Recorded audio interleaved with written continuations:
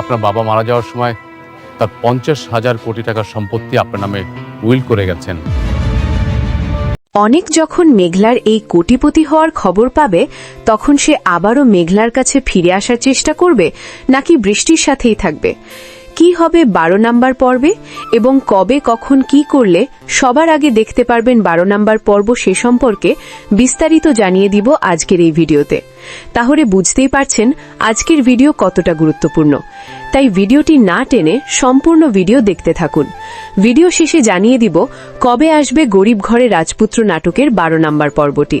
আসসালামু আলাইকুম বন্ধুরা, আশা করি সকলে অনেক ভালো আছেন। পর্বের শুরুতেই দেখা যায় বৃষ্টির বাবা অনেকের প্রতারণা ধরতে পারেন। রাতুল মেঘলাকে নিয়ে এসে প্রমাণ করে দেয় যে অনেক আগে থেকেই বিবাহিত। অনেক নিজেকে নির্দোষ দাবি করার চেষ্টা করলেও বৃষ্টির বাবা তাকে নীচ ও প্রতারক বলে বাড়ি থেকে বের করে দেন। বৃষ্টির মন ভেঙে চুরমার হয়ে যায়। এরপর অনেক মেঘলার কাছে গিয়ে ক্ষমা চাওয়ার বদলে উল্টো দাবি করে যে সে মেঘলার বাবার চিকিৎসার টাকা জোগাড় করতেই এই বড়লোক মেয়েকে বিয়ে করেছিল। কিন্তু মেঘলা এবার আর অনেককে বিশ্বাস করে না। সে অনেককে সাফ জানিয়ে দেয় যে তার এই দয়া আর নাটকের কোনো প্রয়োজন নেই। তবে 11 নম্বর পর্বের শেষে দেখতে পাই আমরা মেঘলার আসল বাবা মারা যাওয়ার আগে তার নামে 50,000 কোটি টাকার সম্পত্তি রেখে গেছেন।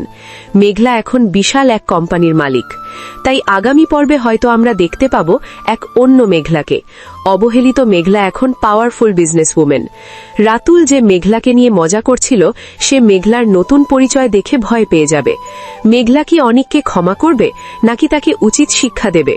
সেটাই হবে আগামী পর্বের মূল আকর্ষণ।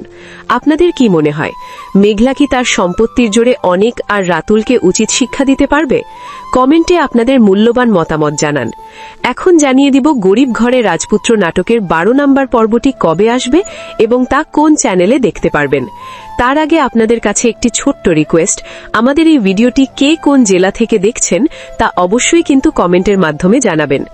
গরিব ঘরে রাজপুত্র নাটকের 12 নম্বর পর্বটি আপনারা দেখতে পারবেন আপনারা 31শে মার্চ অর্থাৎ আগামী মঙ্গলবার দিন দুপুর 12টা 30 মিনিটে। আর যারা আমাদের চ্যানেলে নতুন তারা আমাদের চ্যানেলটি সাবস্ক্রাইব করে রাখুন, কেননা সকল নাটকের আপডেট ভিডিও সবার আগে আমরা দিয়ে থাকি।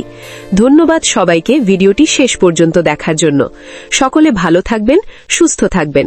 দেখা হবে পরবর্তী আপডেট ভিডিওতে। আল্লাহ হাফেজ।